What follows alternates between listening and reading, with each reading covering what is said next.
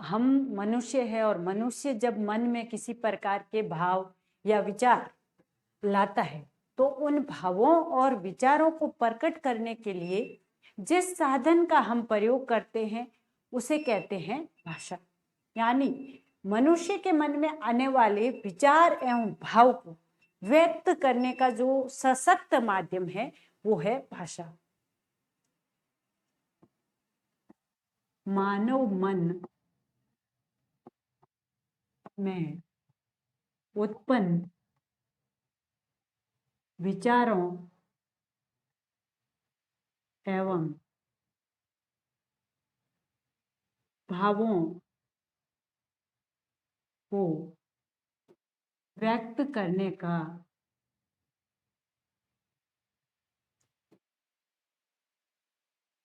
सशक्त माध्यम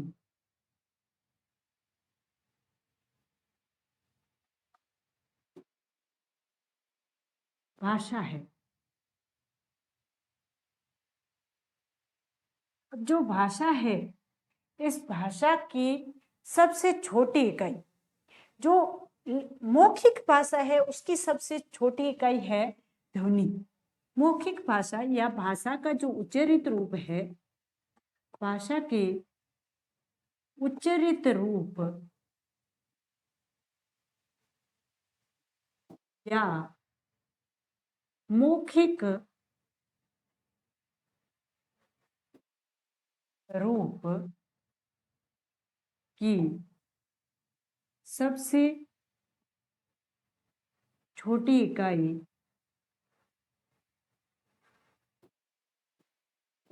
ध्वनि है।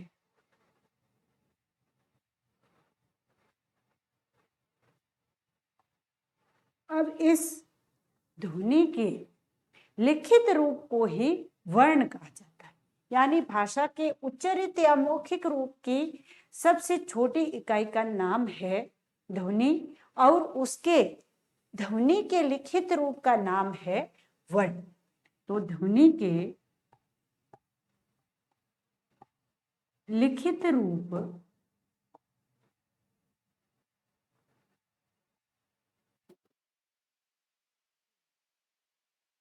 वर्ण कहते हैं।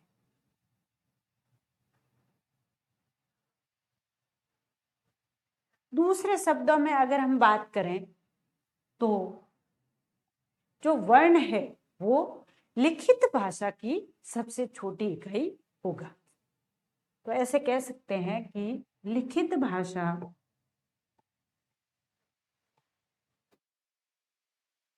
की सबसे छोटी इकाई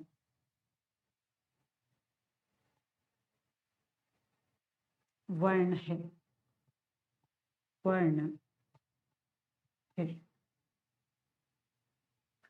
अब इस वर्ण को लिखित भाषा की सबसे छोटी इकाई कहा जाता है क्योंकि वर्ण आगे खंडों में बांटा नहीं जाता। वर्ण को आगे खंडों में बांटा नहीं जा सकता। तो अपने पास कारण हो गया कि भाई ये वर्ण ही भाषा की सबसे छोटी इकाई क्यों हुआ लिखित भाषा की, क्योंकि इसे आगे खंडों में हम नहीं बांट सकते। अब नहीं बांट सकते हैं तो फिर ये सबसे छोटी इकाई अपने आप हो जाएगी। अब हम बात करते हैं कि वर्ण जो है वो मूल ध्वनि है। वर्ण भाषा की मूल इकाई है। अब मूल इकाई तो है लेकिन यहाँ पर अगर ये पूछा जाता कि मौखिक भाषा की मूल इकाई कौन सी है तो अपना उत्तर हो जाता क्या ध्वनि। यानी यहाँ पर जो शब्द है सामान्य रूप से आए तो दोनों उत्तर होंगे कि भाषा की मूल इकाइयां क्या क्या है, एक है ध्वनि और दूसरा है वर्ण। लिखित शब्द आता है तो हो जाता है वर्ण और मौखिक आते ही हो जाएगी ध्वनि। इस प्रकार से वर्ण को हम परिभाषित कर सकते हैं। फिर वर्णमाला क्या होती है? तो वर्णों का व्यवस्थित समूह, व्यवस्थित व नियमबद्ध समूह वर्णमाला कहलाता है।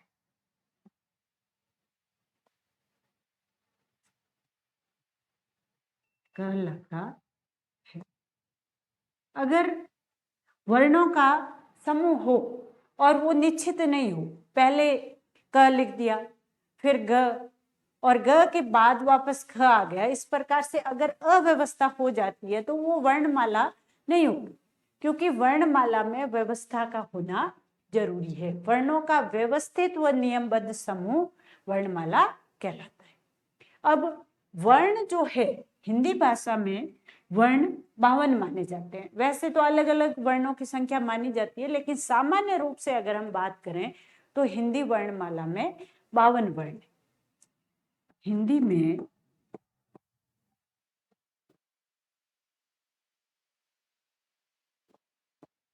सामान्य रूप से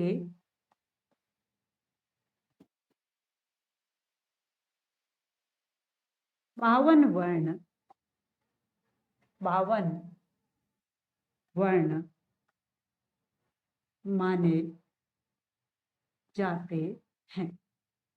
यहाँ पर हम आसानी से याद कर सकते हैं, कई बार ये परीक्षाओं में पूछ लिया जाता है कि हिंदी वर्णमाला में वर्ण कितने हैं। तो सामान्य रूप से अगर हमारे सामने सवाल आता है तो उत्तर होगा सीधा का सीधा 52। अब 52 हिंदी वर्णमाला के वर्ण कौन कौन से हैं उसका एक हम चार्ट बनाते हैं।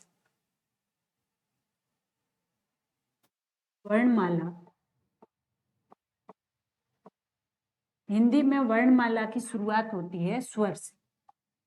स्वर है 11, अ से शुरू होते हैं, अ, आ, ई, उ, ऊ, री, ए, आई, ओ, औ। ये है 11, स्वर है 11। यहाँ पर इधर ही लिख सकते हैं 11।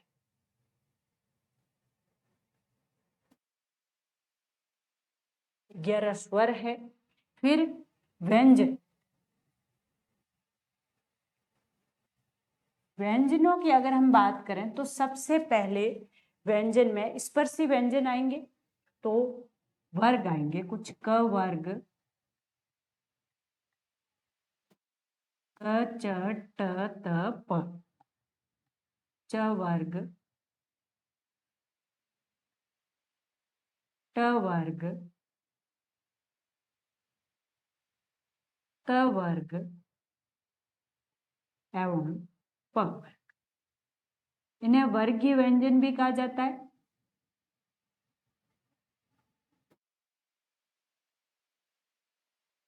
प वर्ग,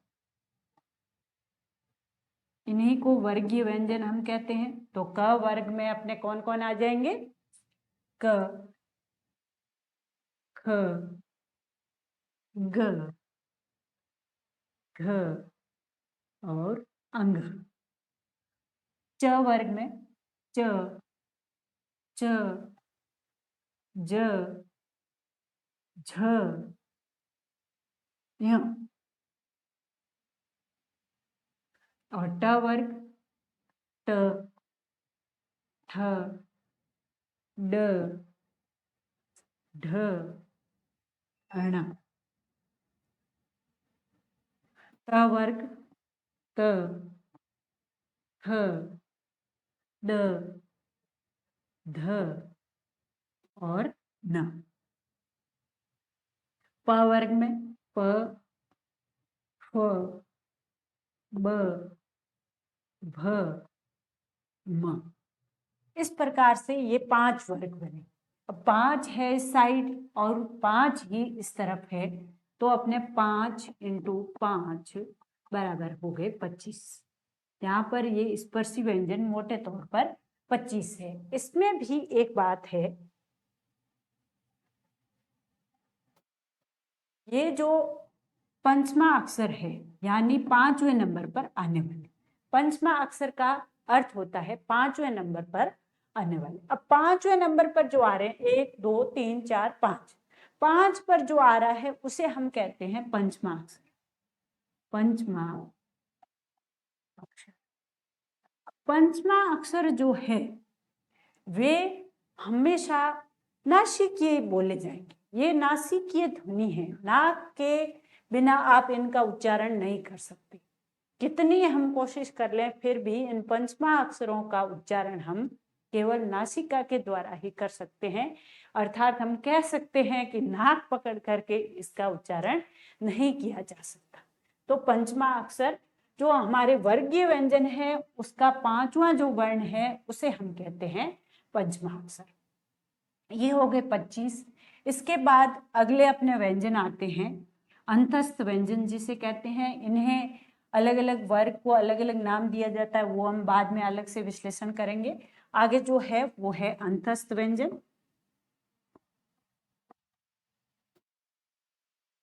अंतस्थ व्यंजन, अंतस्थ व्यंजन में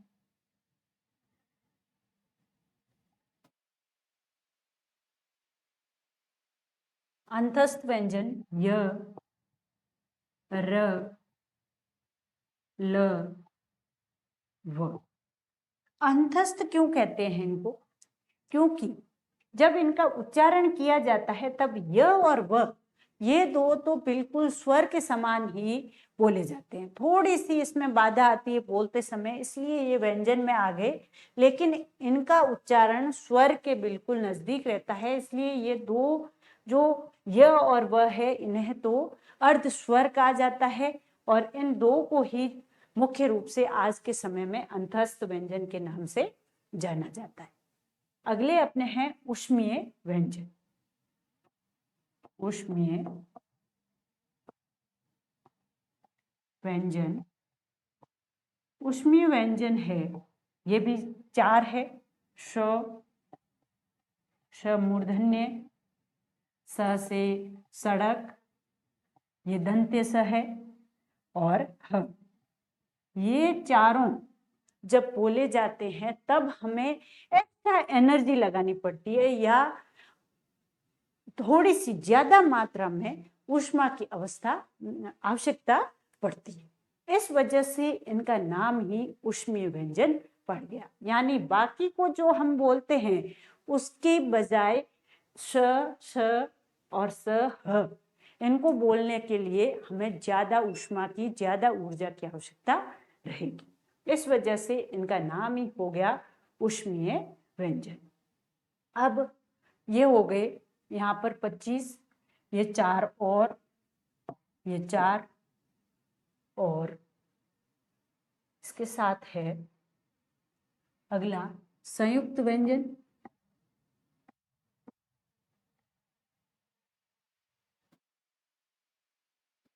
संयुक्त व्यंजन, संयुक्त व्यंजन में आएंगे अपने श, त्र, य एवं स्र। मानक जो हिंदी वर्णमाला है उसमें ये 4 संयुक्त व्यंजन ही मिलते हैं। वैसे तो और भी संयुक्त व्यंजन मिल जाएंगे लेकिन मानक जो वर्णमाला है उसमें ये 4 मिले। तो जो श है वो कैसे बना? क, धन, श, धन, अ। ये कई बार परीक्षाओं में पूछ लिया जाता है कि इसका वर्ण अलग करके बताइए या इसमें कौन कौन से वर्णों का मेल है। फिर त्र सीधा सा दिख रहा है, त, धन, र, धन, अ। व्यंजन के जस्ट बाद ही हमेशा स्वर आते हैं। व्यंजन के जस्ट बाद ही स्वर आते हैं। ये अ सबसे अंत में ही आएगा। इससे ऐसे नहीं है कि त के बाद अ आ जाएगा, क्योंकि जब ये व्यंजन पूरा होगा तब उसे स्वर की आवश्यकता पड़ेगी उच्चारण के लिए, इसलिए ये अ सबसे लास्ट में आएगा। फिर है ज्ञ, ज धन य धन अ, ज धन य धन अ, य और स्र जो है वो श धन र धन अ। ये श किस प्रकार से बना? त्र ज्ञ और स्र। इसमें कौन कौन से वर्ण हैं इसको हमें अच्छे से देख लेना। फिर ये संयुक्त व्यंजन हो गए। अब अपने वर्णमाला में शामिल है 52 वर्णों में एक और उत्सिप्त वर्ण। उत्सिप्त वर्ण, उत्सिप्त वर्ण जिन्हें हम ताड़न जात भी कहते हैं, जिन्हें हम ताड़न जात कहते हैं, जिन्हें हम द्विस्पृष्टीय भी कहते हैं।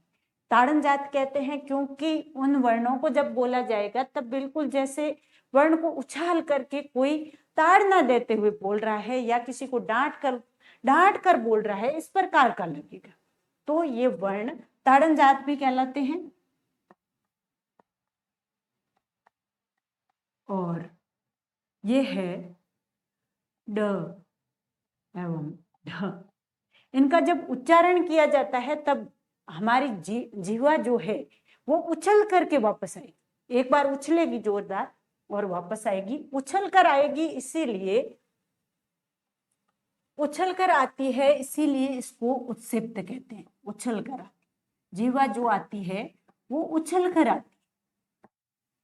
और ताड़न जात इसलिए कहते हैं क्योंकि ये शब्दों को फेंकते हैं। ऐसा लगता है जैसे ड और ढ बोल नहीं रहे हैं, हम इस शब्द को मुंह से बाहर फेंक रहे हैं, तो फेंकने का भाव आ रहा है, इसलिए इसका नाम पड़ा ताड़न जात। और ये उछल करके बाहर आते हैं मुख से, इसलिए इनका नाम बढ़ गया उत्सिप्त। और द्विस्पृष्ठीय भी इनको कहा जाता है क्योंकि जीवा की दोनों तरफ से इसमें से वायु बाहर आती है। ये दो है ड एवं ढ। और ये आए कहां से? ये मुख्य बात है फारसी प्रभाव से। फारसी प्रभाव, फारसी प्रभाव से ये दोनों शब्द अपनी हिंदी भाषा में आए। अब दो अंतिम वर्ण है अयोग, अयोग वाह। अयोग वाह कौन से होंगे?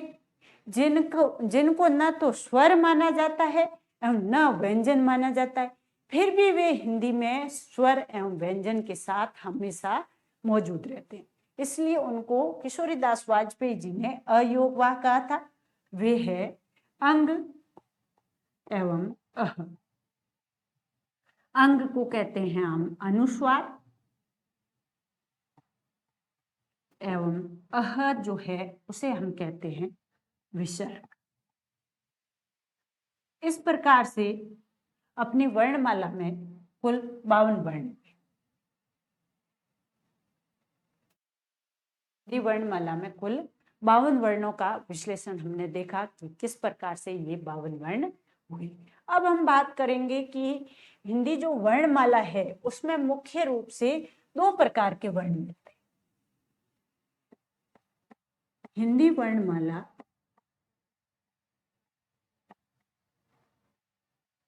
में 2 प्रकार के वर्ण या 2 वर्गों में बांट सकते हैं।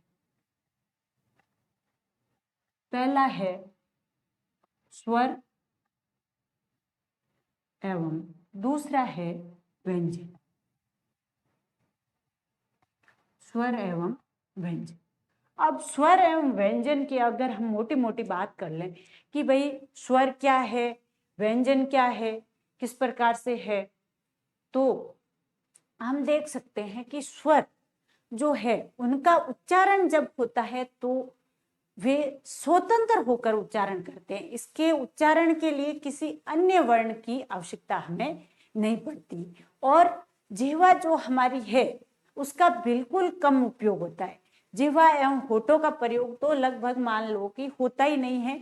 ऊ और ऊ का जैसे उच्चारण करते हैं तो उसमें थोड़ा सा होठों का प्रयोग फिर भी किया जाता है, लेकिन कंठ एवं तालु के सहयोग से इनका उच्चारण हो जाता है। और इसकी मुख्य विशेषता एक हो जाती है कि निर्बाध रूप से बाहर आते हैं, यानी मुख विवर जो अपना है उससे जो हवा बाहर आती है उसी के अनुसार स्वर एवं व्यंजन का वर्गीकरण हुआ।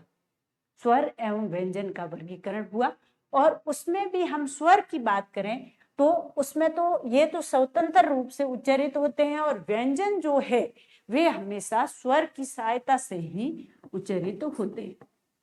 उस पर पूरी स्वर पर बात करेंगे। ये व्यंजन जो है स्वर के सहयोग से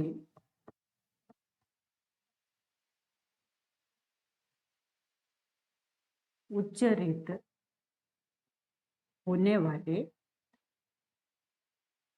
वर्ण। यहाँ पर इसके कहने का अर्थ ये है कि व्यंजन का उच्चारण अगर करना है तो स्वर की सहायता लेनी पड़ेगी, लेकिन स्वर में इस प्रकार की कोई गारंटी नहीं है। इसमें किसी प्रकार की ऐसी कोई आवश्यकता नहीं है कि आप किसी और वर्ण की आवश्यकता पड़े उसको प्रयोग करके इसका उच्चारण करो। तो हम स्वर के बारे में बात कर लेते हैं। पहली बात है कि स्वर क्या होता है? स्वतंत्र स्वतंत्र रूप से उच्चारित। और दूसरी इसमें बात है कि इसमें जो मुख विवर से हवा निकलती है वो निर्बाध रूप से बहती है। मुख विवर से निर्बाध हवा निसरत होना, यानी जब स्वर का उच्चारण किया जाता है तब मुख विवर में किसी प्रकार की कोई बाधा नहीं आती। कहने का अर्थ ये हुआ निर्बाध यानी बाधा रहित, यानी स्वर का उच्चारण करते समय हमें किसी प्रकार के मुख में कोई बाधा की अनुभूति नहीं होगी। ये दो स्वर की मुख्य विशेषताएं हैं। और इसमें एक और बात हम कर सकते हैं कि स्वर के उच्चारण के समय कंठ एवं तालु का तो प्रयोग होता है। कंठ एवं तालु का प्रयोग किया जाता है, लेकिन जिह्वा एवं होठों का प्रयोग जिह्वा एवं होठ का प्रयोग नहीं हो। लेकिन इसके साथ ही साथ ऊ जो है उसका उच्चारण ऊ और ऊ का उच्चारण होठों की सहायता से ही होगा। उच्चारण होठों की सहायता से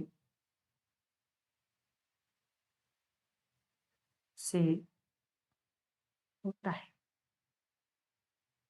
ये है स्वर की मोटी मोटी परिभाषा, यानी स्वर क्या है, किस प्रकार से स्वर का उच्चारण होता है और स्वर मुख्य रूप से व्यंजन से अलग किस प्रकार है कि ये स्वतंत्र उच्चारित होते हैं और इनके उच्चारण के समय मुख विवर से निर्बाध हवा बाहर आती है। और कंठ एवं तालु का तो इसमें उपयोग होता है, लेकिन जिह्वा एवं अपने होठों का प्रयोग बहुत कम होता है और ऊ एवं ऊ का उच्चारण करते समय होठों की सहायता ली जाती है। इस प्रकार से हिंदी में जो स्वर है वो 11 है। अपने पहले बात हो गई थी, स्वर जो है वो 11 है।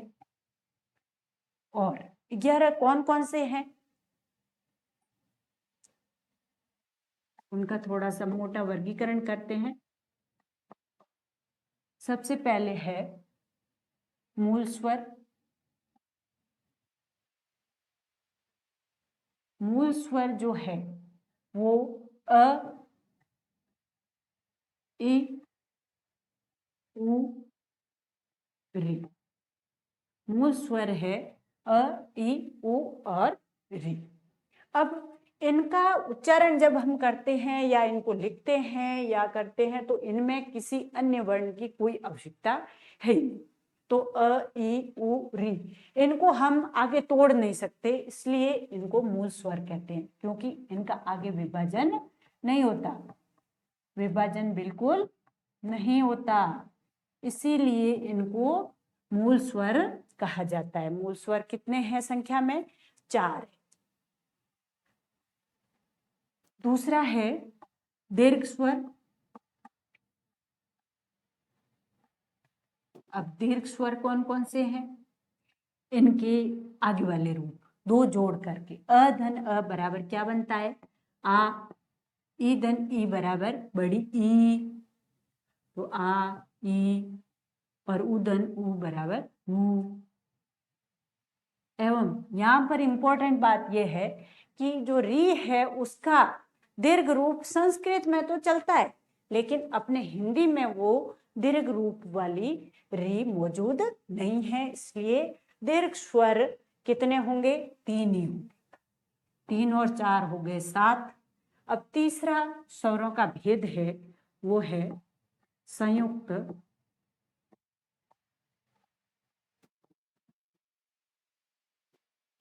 अब दीर्घ स्वर में तो अ धन अ था,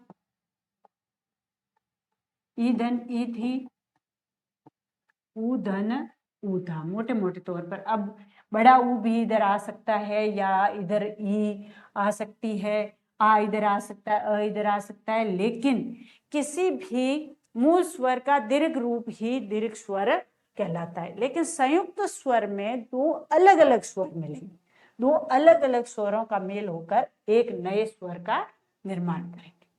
देखिए ए कैसे बनेगा, अ धन ई हो सकती है, या बड़ी ई भी हो सकती है। और ओ कैसे बनेगा, अ धन ओ, या औ खुद भी हो सकता है, अ धन उ। और अब है आई, ये गुण वाले मैंने एक साथ ले लिए थे, अब ये वृद्धि वाले हैं, इनको गुण स्वर कहा जाता है, गुण स्वर कहते हैं इनको, कहते हैं गुण स्वर, क्योंकि इनमें गुणों का परिवर्तन हो रहा है और यही अपने गुण संधि में आएंगे। यहाँ पर अगर हमने इनको समझ लिया कि अ धन ई बराबर ए है, परिणाम क्या मिल रहा है, ए, तो संधि करते समय भी हम गुण स्वरों को एक साथ रख सकते हैं। अब है आई एवं आउ, ये अपने वृद्धि स्वर कहलाते हैं। ये है, इसमें अ धन ए एक मात्रा में वृद्धि हो जाएगी, आई बन जाएगा, और आउ में अ धन ओ, अ धन ओ बराबर आउ, अ धन ए बराबर आई। ये है, इनको हम हिंदी में कहते हैं वृद्धि स्वर, और यही जो परिणाम में मिलेंगे वहां पर वृद्धि संधि होगी। ये परिणाम में मिलेंगे आई और आउ, तो वृद्धि संधि होगी, एवं ए और ओ मिल रहे हैं वहां पर अपनी गुण संधि होगी। तो यहीं से हम इनको अलग कर सकते हैं। तो ये है संयुक्त स्वर, कितने हो गए, 4। तो ये हो गए 4, 3, 7 और 4, 11, टोटल 11 स्वर का विश्लेषण हो गया। अब स्वर की उपयोगिता क्या है, वो मात्रा के रूप में काम करता है। किसके रूप में काम करता है, मात्रा के रूप। अब मात्रा होती क्या है, जब हम किसी व्यंजन का उच्चारण करते हैं तो उसमें कुछ समय लगता है, या जिस स्वर की सहायता लेकर के वो व्यंजन उच्चारित होता है उसमें जो समय लगता है, या जिस रूप में वह लिखा जाता है उसी रूप को, स्वर के उसी रूप को मात्रा कहते हैं। तो हम परिभाषा के रूप में देख सकते हैं कि व्यंजन का उच्चारण करते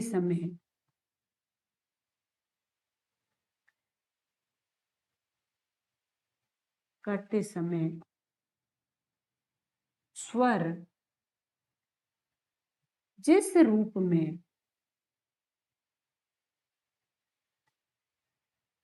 में उसके साथ आता है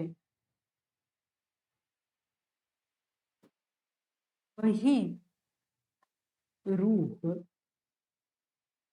मात्रा कहलाता है, मात्रा कहलाता है। अब कैसे, कि हमने लिखा व्यंजन, जैसे हम लिखते हैं क, ये तो शुद्ध व्यंजन है, इसमें स्वर का मेल है नहीं, लेकिन हम इसके साथ अ मिलाते हैं, तब जाकर ये बनता है क, और इसके साथ क के साथ ई मिला दी तो बन गया कि। ये तो ये जो इस पर स्वर की मात्रा लगी, अब मात्रा के रूप में जो ये लगा, की के रूप में ये जो लगा है, इसी को हम मात्रा,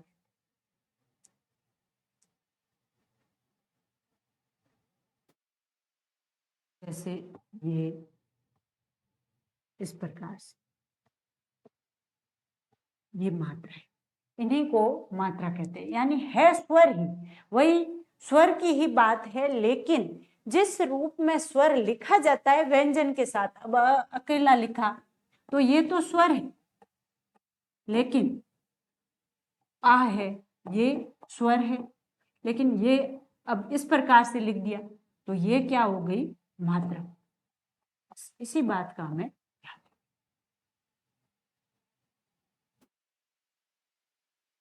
अब मात्राएं भी 3 प्रकार की होती है। मात्राएं कितने प्रकार की होती है, 3 प्रकार। मुख्य रूप से तो अपने यहाँ 2 प्रकार की चलती है।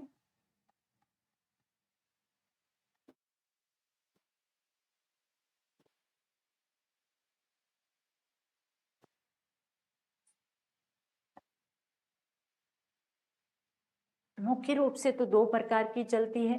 सबसे पहली है लघु मात्रा या ऋषु मात्रा।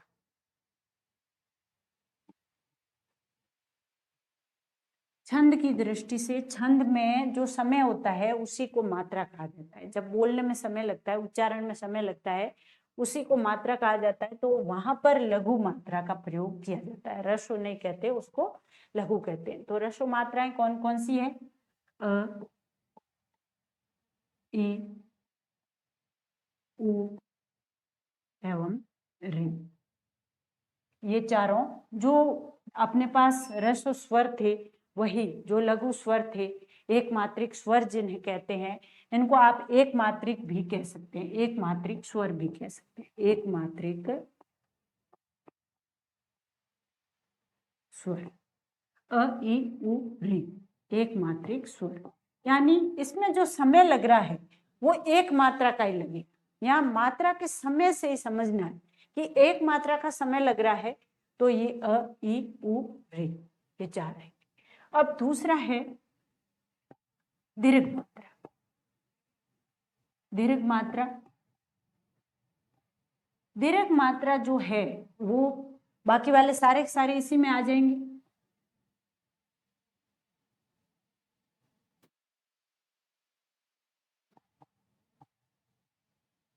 जैसे ये ई, उ, ए, आई, री अपने इधर वो चलता नहीं है बड़ा वाला, ई, उ, ए, आई, ओ, आउ। 3 2 5 1 6 हो गए, 6 और 4 10 हो गए। 10 ही है, क्योंकि अपने यहाँ पर री जो संस्कृत में चलता है, जिसे इस प्रकार से लिखते हैं, ये संस्कृत में है, अपने यहाँ नहीं, केवल संस्कृत में। किसमें है, संस्कृत। संस्कृत में तो ये मौजूद है, लेकिन अपने यहाँ पर नहीं। इसलिए मात्राएं कितनी हो गई, 10। और इसके अलावा तीसरा जो एक चलता है, तीसरी मात्रा है, उसे कहते हैं प्लुत। प्लुत मात्रा। और ये जो दीर्घ मात्रा हमने लिखी, उसे आप द्विमात्रिक स्वर भी कह सकते हैं, क्योंकि दीर्घ मात्रा में 2 मात्राओं का समय लगेगा। 2 मात्राओं का, जो हम छंदों में पढ़ते हैं इस प्रकार से लगाते हैं, वो 1 मात्रा का समय, और ऐस की तरह लगाते हैं वो 2 मात्रा का समय, वो इसी से नापा जाता है।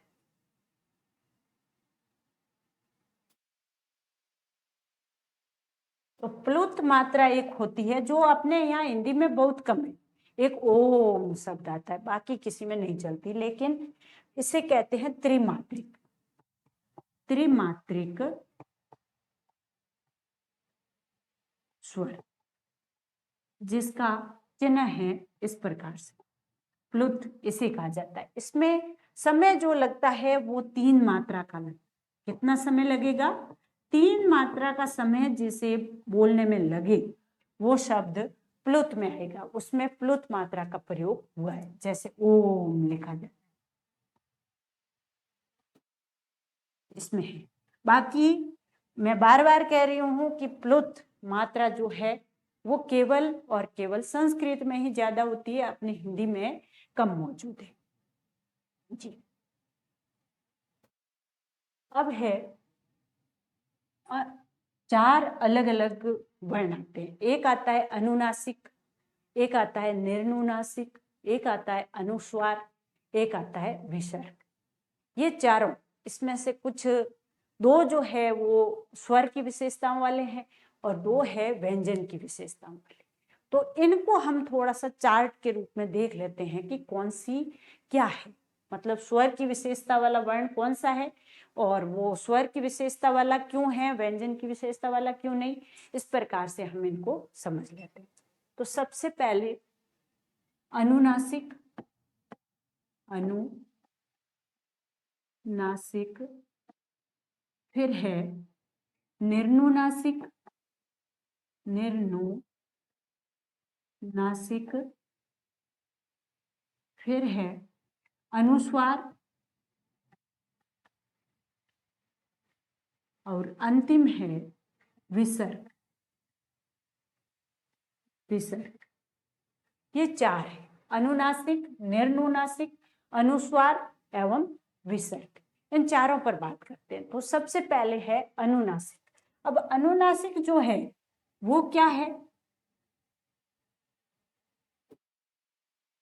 ये स्वर की विशेषता है। अनुनासिक जो है वो स्वर की विशेषता है, स्वर की विशेषता है।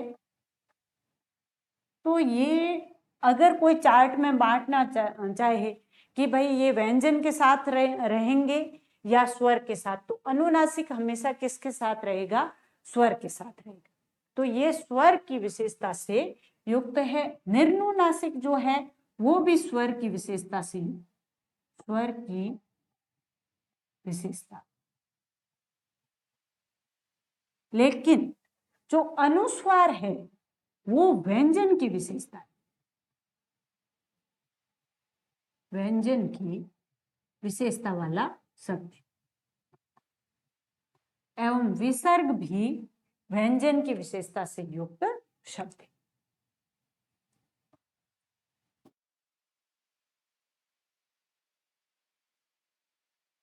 यहाँ पर बड़ी बात यह है कि इनकी व्यंजन एवं स्वर की विशेषताएं तो इनमें है, लेकिन ये न तो स्वर है न ही व्यंजन है। ये बात तो हमें हमेशा याद रखनी है। ये न तो स्वर है न ही व्यंजन है।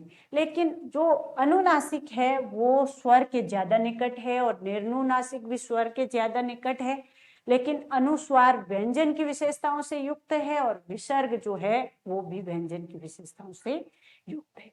इस प्रकार से अब अनुनासिक में क्या होता है? जब इसका उच्चारण किया जाता है, अनुनासिक का जब हम उच्चारण करते हैं तो किस प्रकार से करते हैं?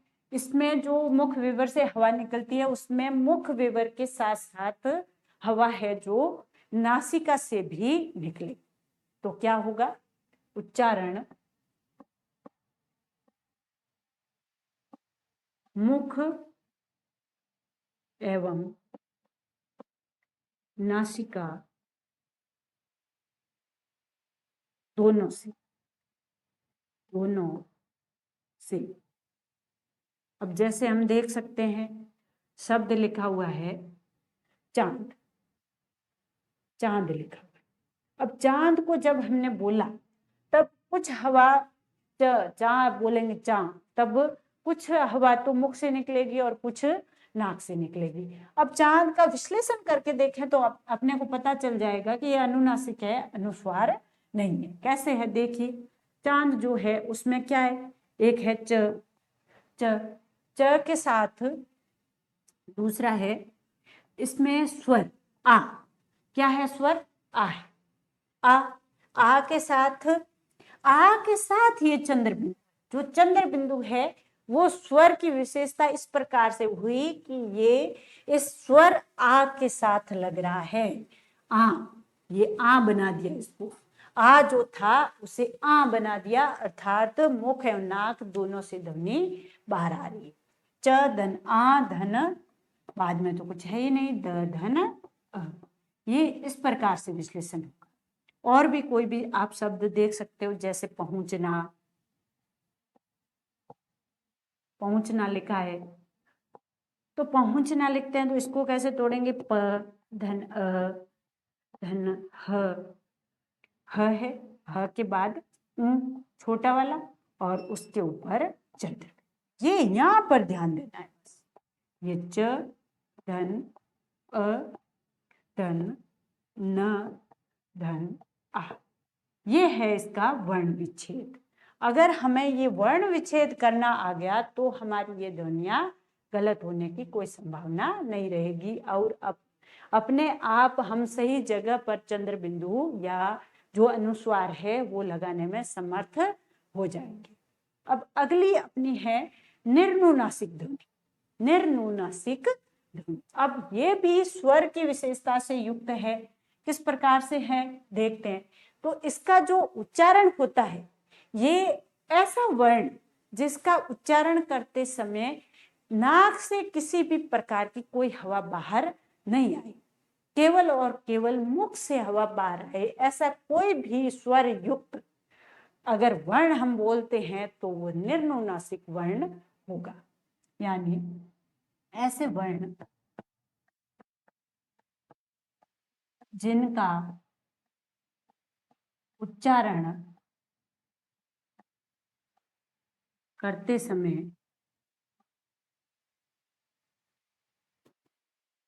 हवा केवल मुख से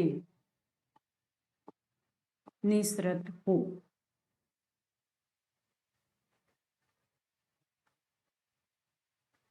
एवं सस्वर होना चाहिए, वो सस्वर होगा तभी उच्चारण कर पाएंगे, और व्यंजन का कोई भी वर्ण बिना स्वर के तो उच्चारण हो ही नहीं सकता, तो इसमें स्वर तो होगा ही होगा। तो जैसे हमने लिखा कि भाई राकेश, तो राकेश, अब हम इसको बोलते हैं तो न तो इसमें कोई किसी प्रकार की न नाक से हवा बाहर निकली न कोई बात, लेकिन राकेश को हम बिना स्वर के तो उच्चारण कर ही नहीं सकते ना।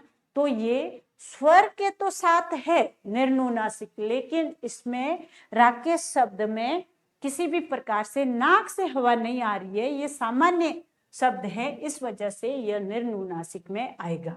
जैसे इसका वर्ण विच्छेद क्या होगा, र धन आ धन क धन ए धन श धन अ, ये इस प्रकार से। तो ऐसा कोई भी घर, महीना, कोई भी शब्द जो भी आप बोलो जिसमें नाक से ध्वनि, नाक से हवा नहीं निकालनी पड़े, वो निर्नुनासिक ध्वनि हो। अब हमारा है अनुस्वार। अब अनुस्वार जो है वो किसकी विशेषता है, व्यंजन की विशेषता है।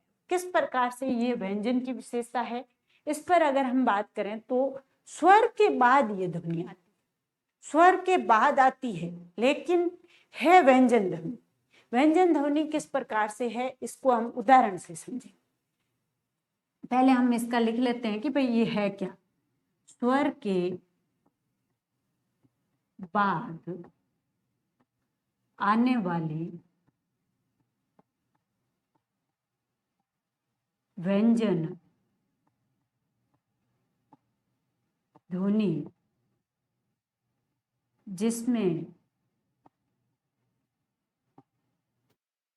हवा केवल नासिका से निसृत होती है,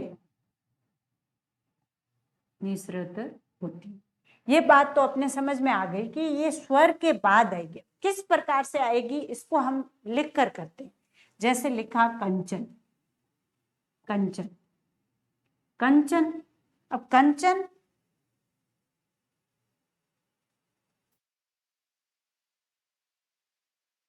कंचन जो है उसका हम वर्ण विच्छेद करते हैं। सबसे पहले आएगा क,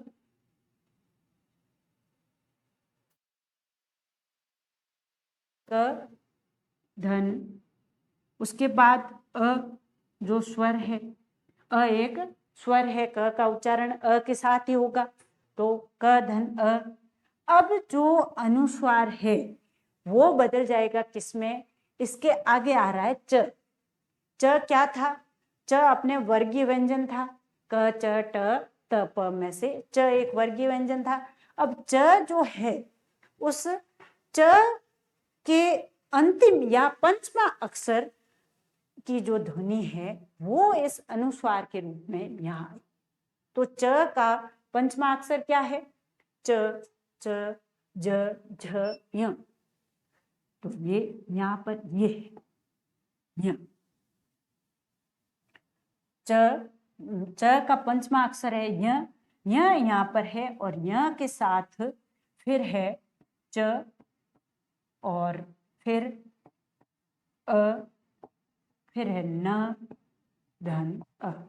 तो यहाँ पर जो ये य आया है यही अनुस्वार के रूप में प्रयुक्त हो गया है। तो ये य जो है ये व्यंजन की विशेषता वाला वर्ण है, और यहाँ पर ये व्यंजन के रूप में या ये अनुस्वार जो है ये व्यंजन वर्ण क्यों है, क्योंकि इसके जस्ट पहले तो स्वर आ गया, स्वर आ गया तो इसमें पूरी की पूरी व्यंजन की विशेषताएं तो नहीं है, लेकिन ये इसके बाद च है जो ये नियमबद्ध कर देता है कि च, ये च से पहले अनुस्वार आ रहा है और च आने के कारण इसके पंचमा अक्षर का प्रयोग यहाँ पर होगा।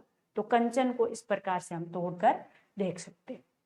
अब है विसर्ग। विसर्ग में भी व्यंजन की विशेषता ज्यादा रहेगी, व्यंजन की विशेषता ज्यादा रहेगी, लेकिन वो पूर्ण व्यंजन नहीं होगा, और उसका कारण ये रहेगा कि ये स्वर के जस्ट बाद आता है। यहाँ पर क धन अ स्वर आ गया। हम साधारण रूप से कोई भी शब्द लिखते हैं कहीं और लिख लेते हैं, जैसे यहाँ लिख दिया घर लिखा हुआ है। अब घर जैसे लिखा हुआ है तो घ धन अ है, लेकिन यहाँ पर अधन्य, बात ये है अधन्य होने के कारण ये पूर्ण रूप से व्यंजन नहीं। व्यंजन न होने का कारण ये है कि इससे जस्ट पहले स्वर।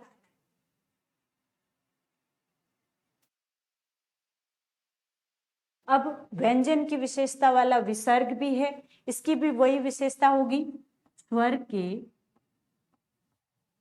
बाद, स्वर के बाद आने वाली व्यंजन ध्वनि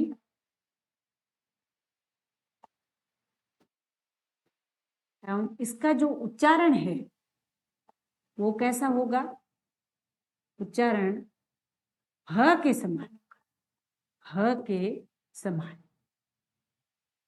ह के समान। जैसे हमने लिखा प्रातः, प्रातः, तो प्रातः लिखा तो प्रातः, बस इसका अगर विश्लेषण करना चाहें तो प धन र। अब हमेशा जो नीचे होता है, नीचे जो मात्रा लगती है वही बड़ा है, र वाले में ये सिस्टम है। र धन आ धन त धन अ आएगा यहाँ, तभी ये पूर्ण व्यंजन नहीं है। अगर ये अ नहीं आता तो ये पूर्ण व्यंजन बन जाता। इसके आगे जो विसर्ग आ रहा है अधन विसर्ग खुद जो ह की ध्वनि के रूप में आता है।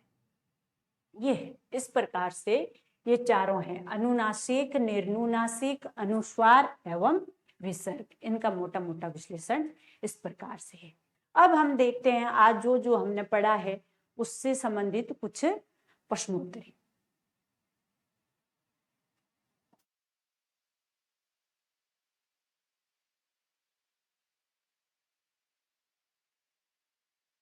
पहला प्रश्न है, मौखिक भाषा की सबसे छोटी इकाई है। सीधी सी बात है, मौखिक भाषा की सबसे छोटी इकाई क्या है, ध्वनि है, क्योंकि ध्वनि को आगे तोड़ा नहीं जा सकता, इसलिए ये सबसे छोटी इकाई है। वर्णों के व्यवस्थित समूह को क्या कहते हैं, वर्णमाला। वर्णों के व्यवस्थित एवं नियमबद्ध समूह को क्या कहते हैं, वर्णमाला। सामान्य रूप से हिंदी वर्णमाला में कितने वर्ण हैं? 52 वर्ण। सामान्य रूप से पूछे जाए तो हिंदी वर्णमाला में वर्णों की संख्या कितनी है? 52।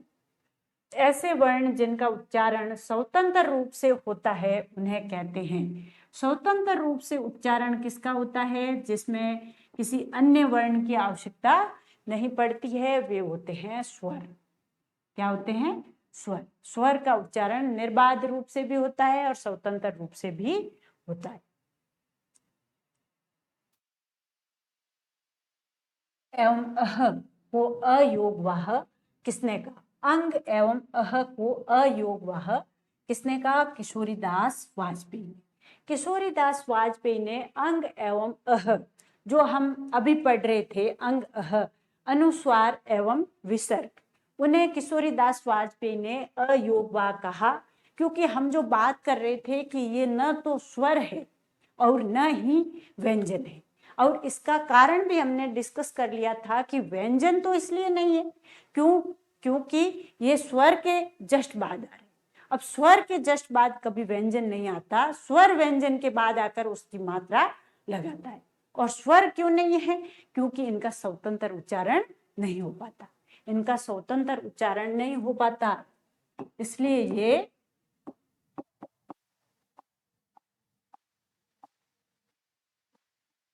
उच्चारण नहीं होता, इसलिए ये स्वर नहीं है, क्योंकि इनका स्वतंत्र उच्चारण नहीं होता। और व्यंजन नहीं है, उस पर हमने पहले बात कर ली थी, क्योंकि ये स्वर के बाद आते हैं, इसलिए ये शुद्ध व्यंजन की श्रेणी में नहीं आएंगे। तो किशोरीदास वाजपेयी जी ने कहा कि न तो स्वर है एवं न ही व्यंजन, फिर भी ये हमेशा वर्णमाला में स्वर एवं व्यंजन के साथ साथ योग बनाए रहते हैं।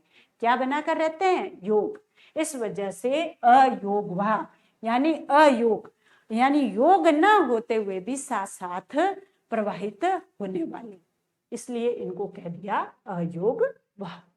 व्यंजन का उच्चारण करते समय स्वर जिस रूप में व्यंजन के साथ आता है उस रूप को क्या कहते हैं? होता तो वो स्वर ही है, लेकिन व्यंजन का उच्चारण करते समय या व्यंजन को लिखते समय जिस रूप में व्यंजन उसके साथ आता है उसे हम कहते हैं मात्रा। ये समय का बोध कराती है। मात्राएं 3 प्रकार की बताई थी, लघु मात्रा, दीर्घ मात्रा एवं प्लुत मात्रा। लघु मात्रा एक मात्रिक और दीर्घ मात्रा द्विमात्रिक एवं प्लुत में 3 मात्रा का समय लगता है। सॉरी। ऐसे स्वर युक्त वर्ण जिनका उच्चारण करते समय हवा केवल मुख से निकलती है। ऐसे स्वर युक्त वर्ण जिनका उच्चारण करते समय हवा केवल, यहाँ पर हवा केवल मुख से निकलती है, उन्हें क्या कहेंगे? नासिका जहां पर नहीं है और स्वर उनके साथ है तो निर्नुनासिक होंगे, यानी नाक से किसी प्रकार की कोई हवा नहीं निकल रही है उनका उच्चारण होते समय, तो निर्नुनासिक यानी नासिका से हवा बाहर नहीं आ रही है और स्वर सहित वर्ण है, इसलिए उसे निर्नुनासिक कहेंगे। अगला है ऐसा व्यंजनीय विशेषता वाला वर्ण जिसके उच्चारण में ह की ध्वनि निकलती है। ह की ध्वनि आते ही सीधा विसर्ग, विसर्ग में हमेशा ह की ध्वनि निकलती है और ये संस्कृत में ज्यादा चलता था, हिंदी में भी इसके कुछ शब्द मिलते हैं। उत्सिप्त वर्ण कौन से हैं? उत्सिप्त को ही ताड़न जात कहा था। ताड़न जात और फारसी प्रभाव से थे। फारसी प्रभाव कौन कौन थे? ड एवं ढ। ड ढ ये दोनों फारसी प्रभाव से आए हैं। ताड़न जात कहा जाता है क्योंकि ये दोनों वर्ण फेंक कर बोले जाते हैं, और इन्हीं को उत्सिप्त कहते हैं क्योंकि उछल करके बाहर आते हैं, और द्विस्पृष्टीय भी कहते हैं क्योंकि यह बोलते वक्त हमेशा जीवा के दोनों तरफ से हवा बाहर आती। फिर है निम्न में से संयुक्ताक्षर नहीं है। संयुक्ताक्षर कितने हैं? 4, श, त्र, ज्ञ और सृ। ये श तालव्य है, और उसके साथ साथ ऊष्मीय है। ये इसकी दो विशेषता।